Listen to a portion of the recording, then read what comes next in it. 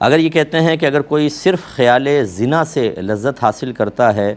اور کوئی برا عمل نہیں کرتا، یعنی کوئی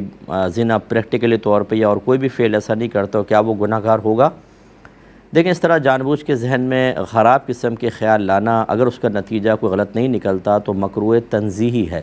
یعنی گناہ گار تو نہیں ہوگا لیکن شریعت نے اس کو ناپسند کیا ہے۔ ہاں، اگر دل میں اس طرح کے خیالات آنا شروع ہو گئے کہ جو سوچا ہے ویسا کر بھی لوں،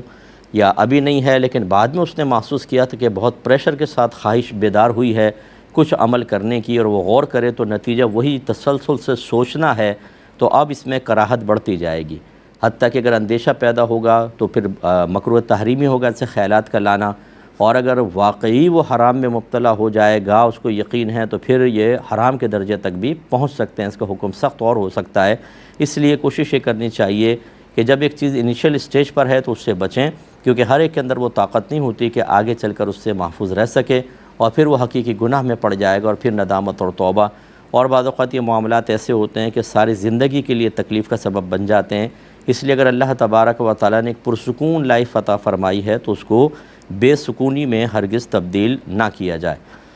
ایک پڑوسی